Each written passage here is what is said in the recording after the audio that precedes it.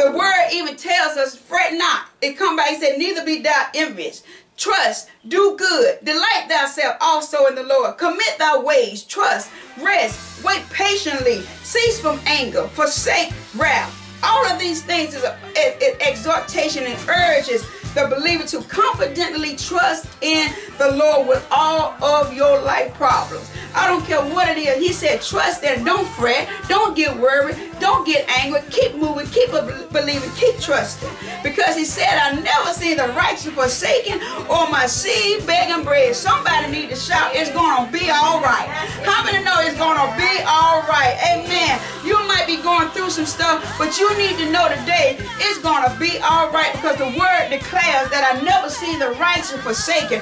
You got to first examine yourself, check yourself, and see, are you the righteousness of God? Amen, somebody. Because if I'm the righteousness of God, apostle, the only thing I got to do is stand still to see the salvation of the Lord. Because I've never been forsaken.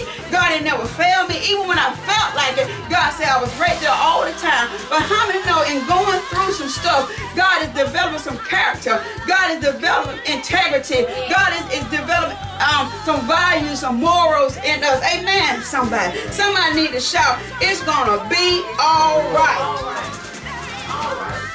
Whew. Amen.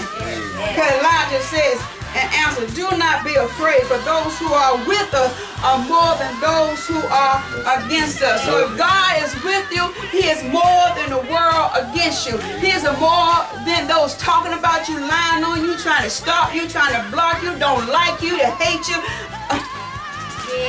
Somebody say he's more for us than those that are against us.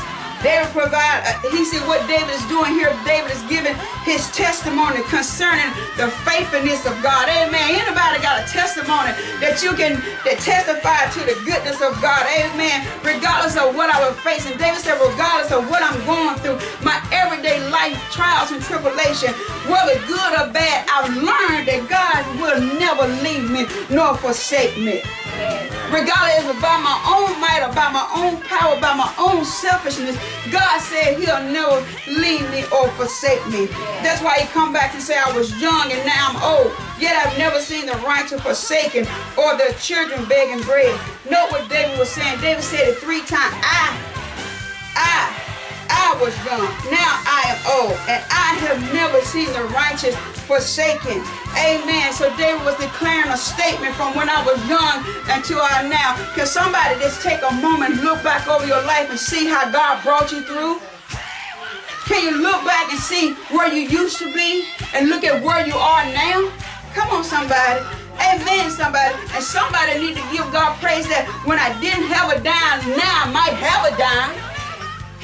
Amen. When I didn't have a 1 pair of shoes, now I might have 2 pairs of shoes. Oh, come on. Don't despise small beginnings. Amen, somebody. Amen.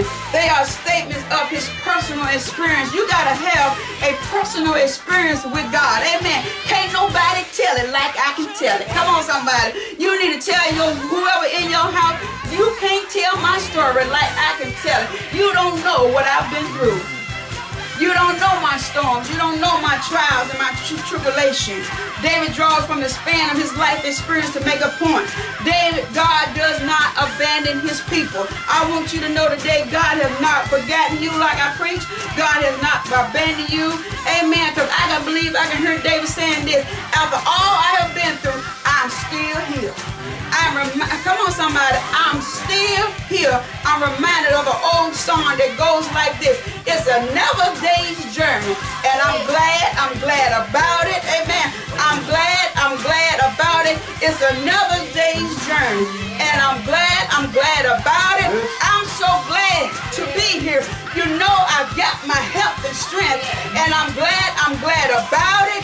I'm so glad about it. Anybody know that song? I got my health and strength, and I'm glad about it. Somebody need to give God the praise because you're glad about today. Amen, somebody, because God did not abandon you. So I come to remind somebody to give God praise for his keeping power.